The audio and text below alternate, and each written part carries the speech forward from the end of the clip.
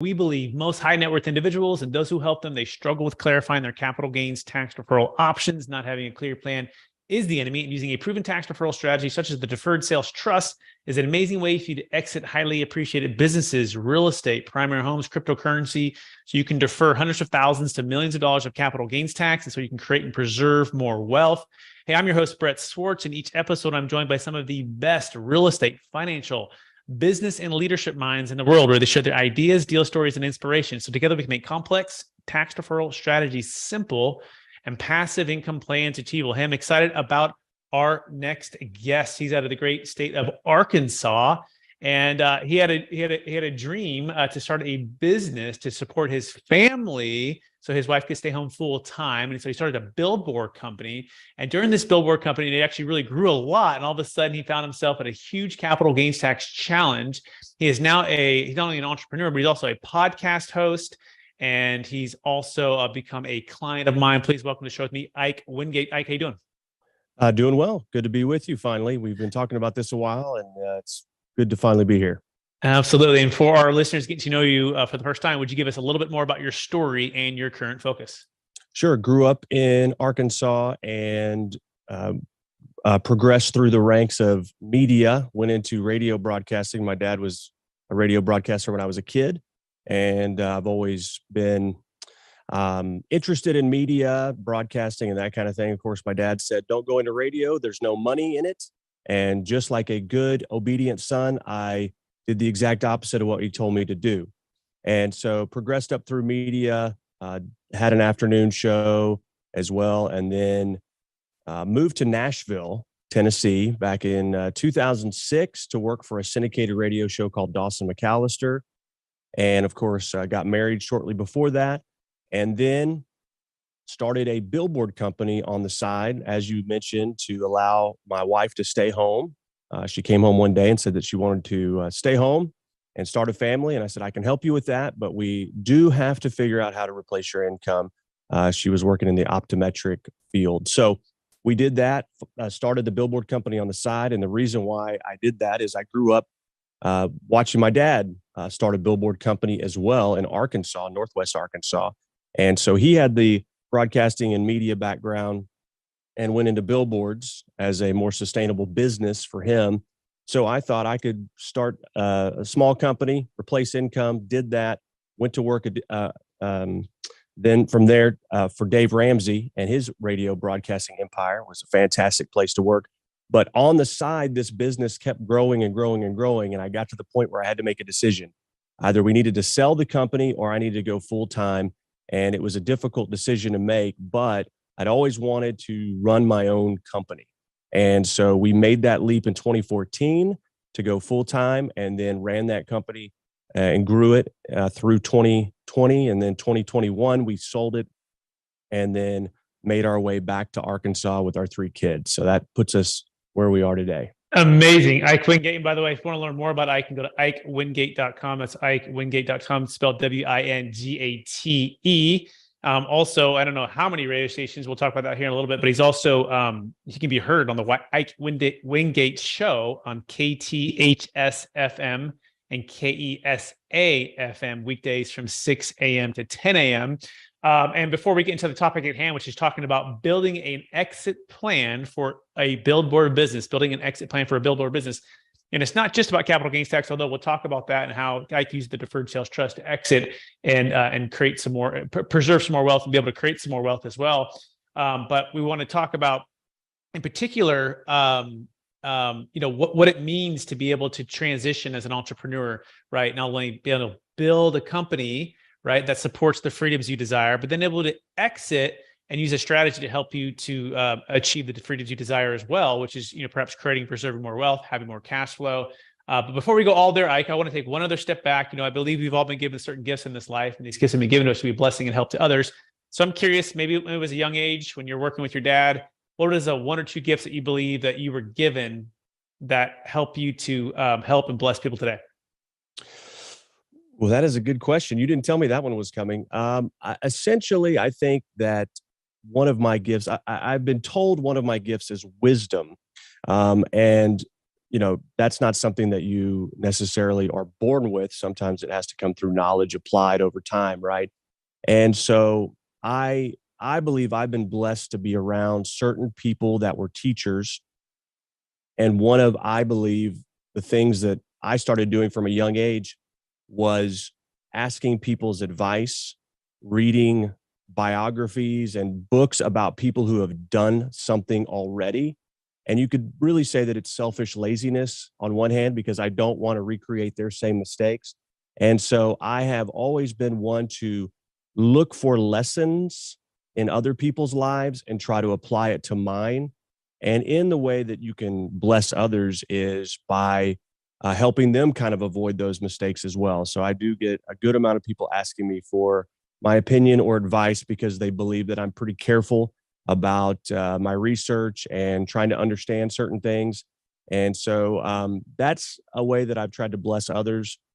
And the other is just looking at the world through values instilled in me from a young age, from a faith perspective, and just realizing that, the world doesn't owe you anything, and that serving others in whatever way they need is really, the ultimate act of leadership and selflessness, which I believe, of course, is demonstrated perfectly in the picture of Jesus Christ, a guy who had all the power in the world, yet condescended when he descended to earth, and basically is the example of power under control, which is humility. So I believe that is a very valuable leadership skill.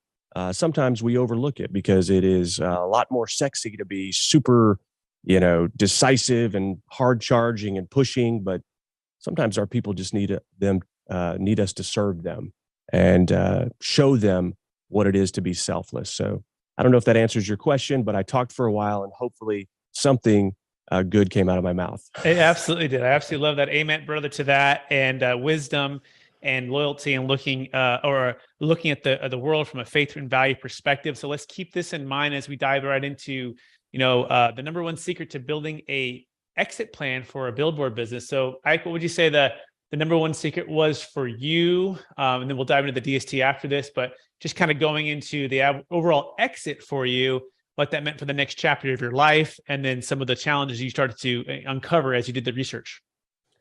Well, I don't know if you're specifically talking about a business, lessons from an exit on the business specifically. If in that case, what I'm talking about, or what I learned, or what the secret was, is being patient, which is a very difficult thing for me personally. I've had personal struggles with patience for a long time.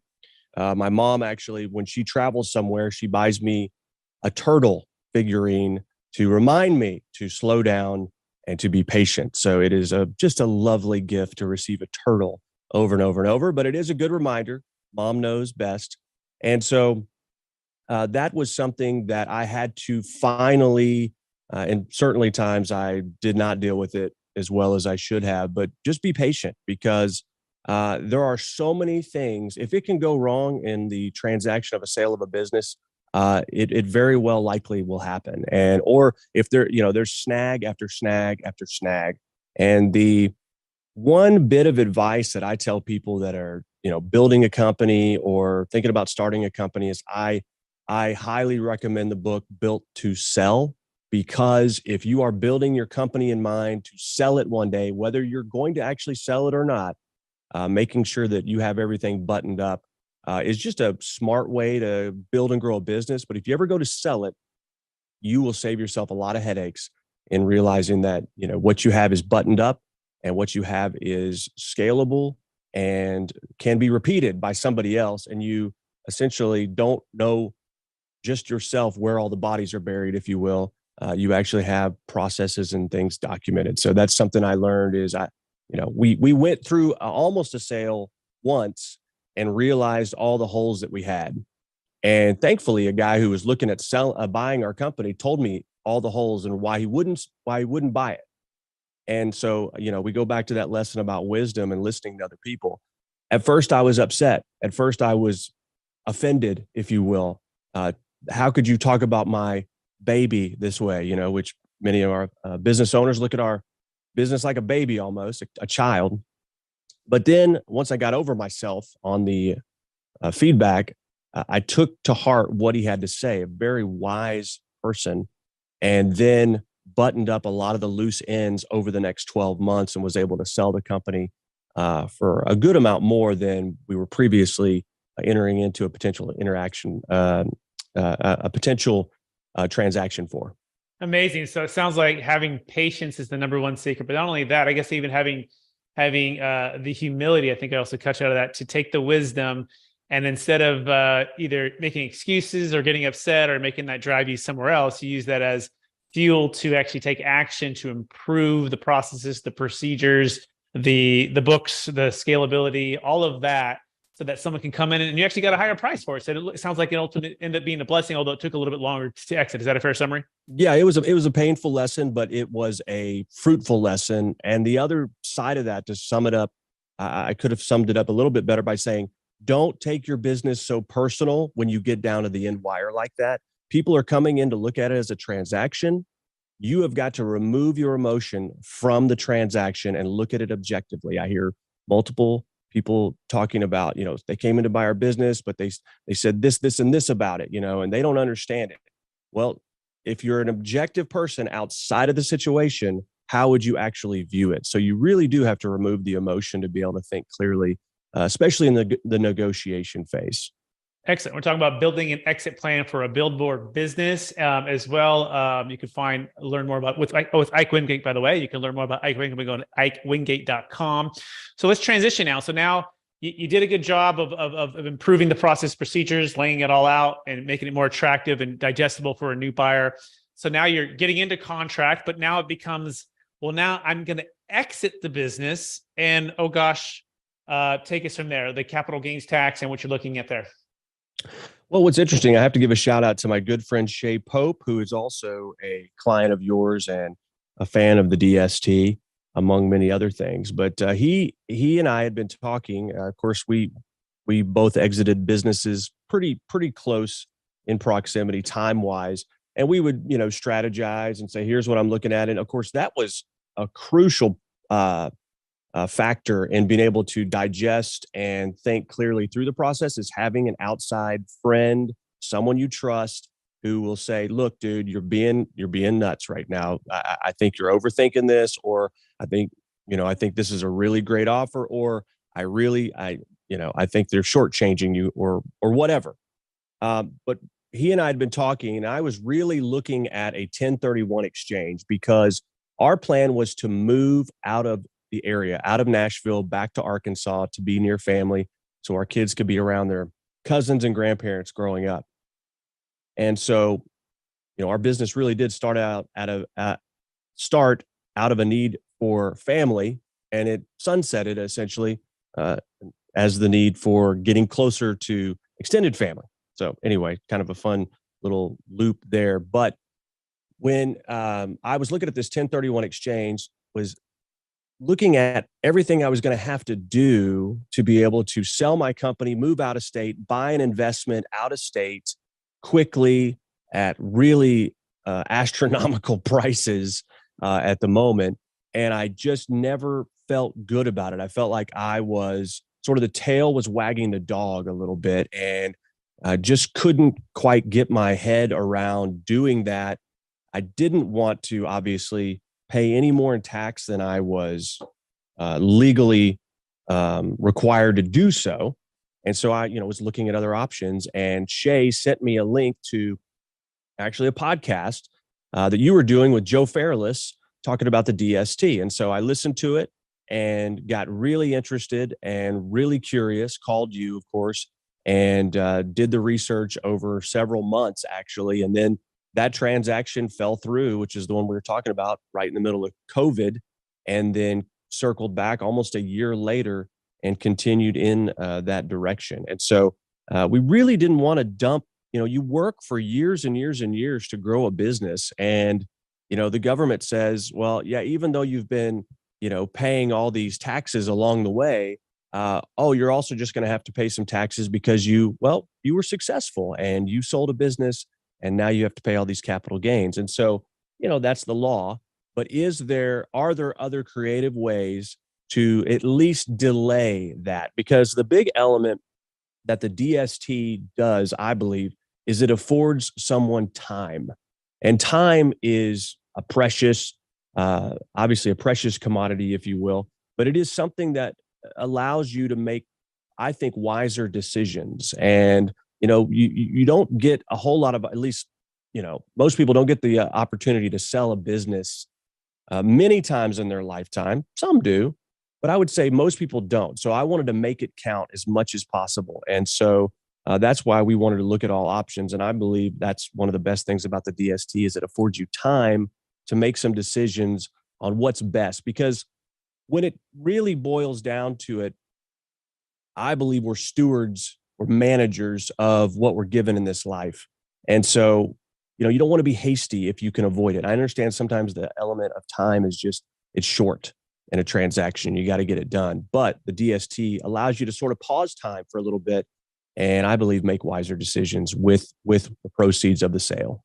Absolutely love that. And what would you say was the biggest fear or objection that you had to overcome, or something that you had to believe in order to move forward? Because like most people watching or hearing this for the first time, and perhaps like you or Shay before you guys decided to use the Deferred Sales Trust, was this, it sounds too good to be true. Or what was it for you? What was the main thing that you had to, it held you back at first, but you were able to, push through? Excellent question. I mean, it really was that's too good to be true kind of mentality. I brought it up with my CPA and he said, no way.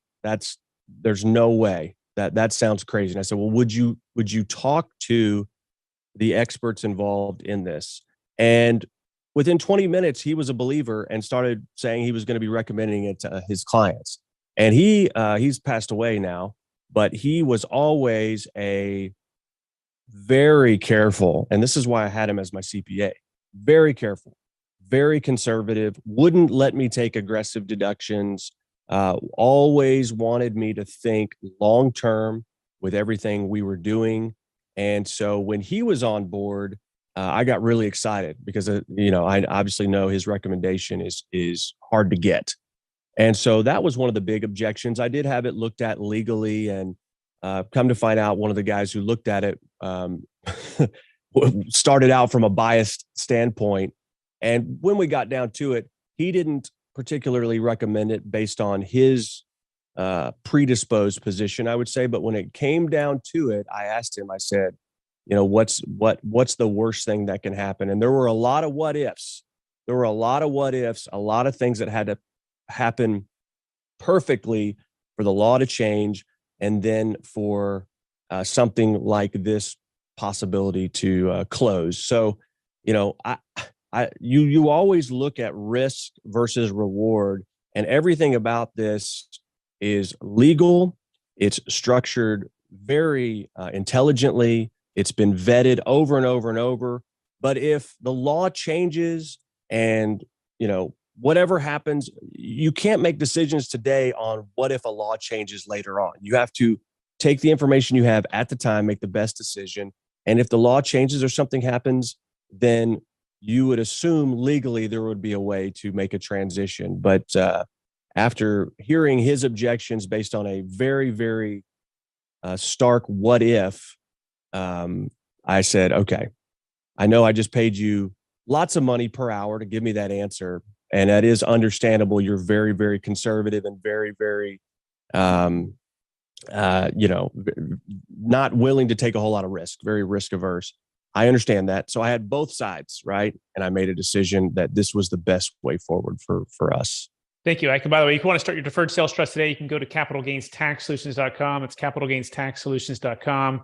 We do a one-on-one consultation. It doesn't need to be $1 million net proceeds, $1 million gain in the minimum, but it works for businesses, investment real estate, can save a failing 1031 exchange, primary homes, cryptocurrency, stock, really any asset of any kind, as long as it has $1 million net proceeds and $1 million gain. So Ike, take us to the moment. It sounds like your CPA, was cautious, and it sounds like the other attorney was even more cautious.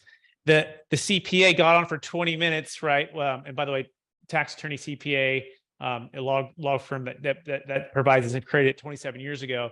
And he got comfortable. Do you remember what it was about? I'm just kind of curious, like what helped him to get comfortable? Was there anything in particular that sticks out for that conversation?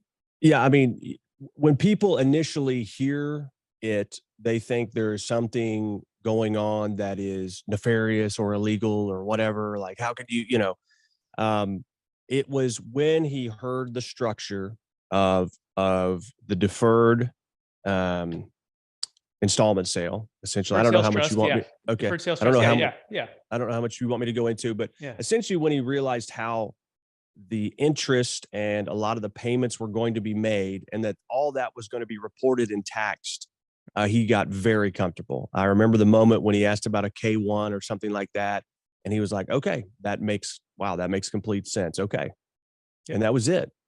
Yep. And that's interesting because the CPAs, it's interesting is they do want to know how to report it, right? And it's not taxable and it's tax deferral. And as soon as they actually know how to report it, and what's interesting with the deferred sales trust, it's a form that if you do an installment sale, seller carryback, it's the same form that you use for the deferred sales trust. And they go, oh, and you report it the same way. And he goes, okay, got it.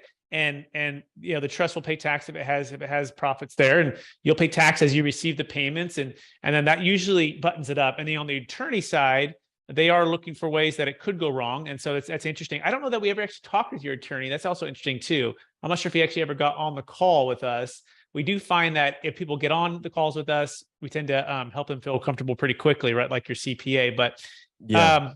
great. I don't know if you want me to go into that.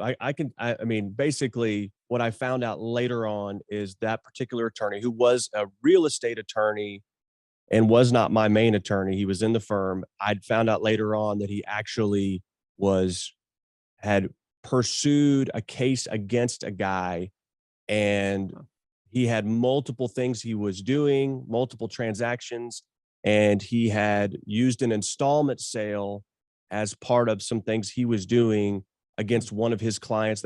Anyway, there was a predisposed automatic write-off of these particular structures because he had put it in his mind he needed to go after a guy for a client who was doing this. I didn't find that out till later.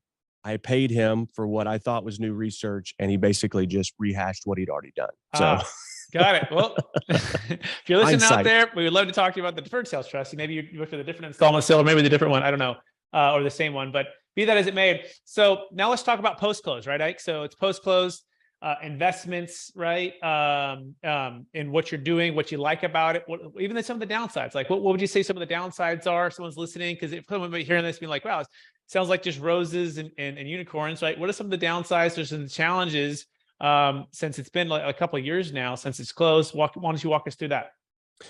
Yeah, I mean, there's fees involved, right? I mean, obviously, if you're setting up a legal trust, there has to be fees paid. Obviously, there's trustee fees and things like that. And so when you first close, it can feel like there's a lot of money going out, money that you're really not touching any of it. And so you have to prepare yourself that is, just part of it. And, when you get it all prepared legally and set up, there's going to be fees. And so, knowing that that's not the way it's going to be all the time, but those would be, perceived negatives. It's all, explained up front. There's nothing that's a surprise. It's just when you experience and feel the pain of seeing those fees go out, those are things that register emotionally.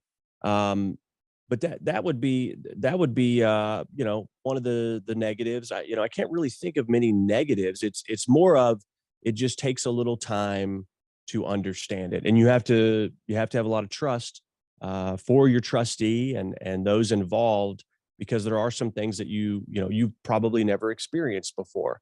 And I can say a couple years in, it all has shaken out the way that it was promised. And one of the big advantages, and I'm going to, it's going to look like I'm kissing up to the host here right now, but one of the big advantages of working with you, Brett, and the DST is working with you, having access to your mind strategically for these investments. So it's not just like, Brett is a trustee and then you never hear from him again. I mean, he really is a collaborative partner in your future success together.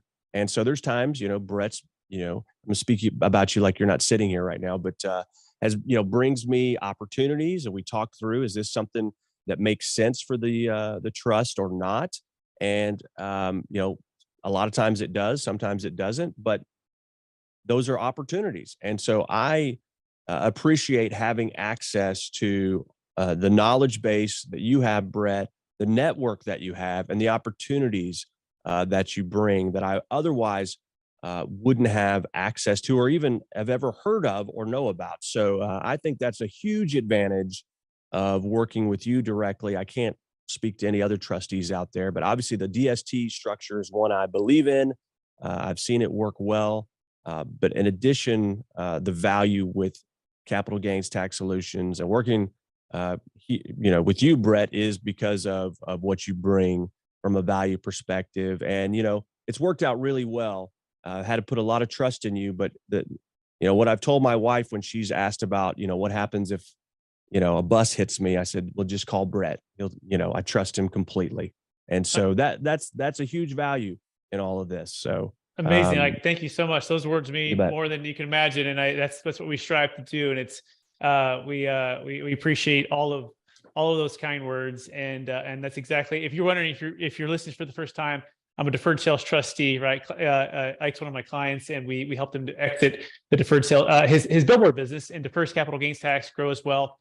And so we're working constantly to try to help return the capital plus the return, and strategically help him achieve not only his tax deferral, we call it tax flow goals, but also cash flow and wealth building goals by aligning and building with partnerships and strategic alliances with financial advisors, CPAs, tax attorneys, a lot of commercial real estate syndicators as well. So if you're listening to this, you can go to capitalgainstaxsolutions.com if you want to learn more about that. That being said, Ike, are you ready for the lightning round? Sure, let's do it. All right. Knowing what you know now, if you could go back to your 25-year-old self, what's the one golden nugget you'd make sure to tell yourself to do? Oh, at 25 years old, I would just say, you need to create a budget. Before Dave Ramsey, right? Or was it? Yeah. Was that the time exactly. when you were Dave Ramsey, or what?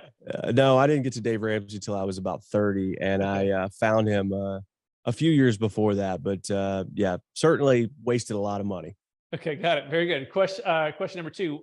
What's the number one book you've recommended or gifted the most in the past year? Wow. Profit First. I can't remember the guy's name, but Profit First. Mike McAllowitz, right? Yes, that's right. Yes. Love that book. And it was a game changer for my business.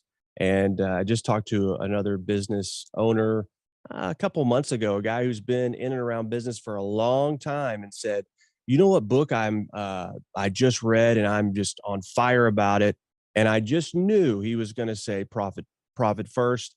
And that's what it was. And so I've bought the book for many people, and definitely recommend it. Amazing. Question number 3. What are you most curious about right now? Oh, wow. Well, I'm in the space of media, day-to-day radio show, but also long-form political content.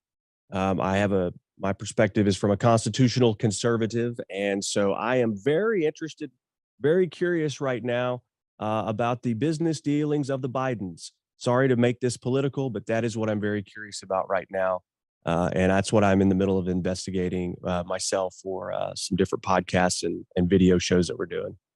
Excellent. And question number 3, number one leadership quote or theme that you strive to live by, and or the number one book you read growing up for the leader that you really learned a lot from, like when you said you read a lot of those autobiographies or those biographies. Yeah.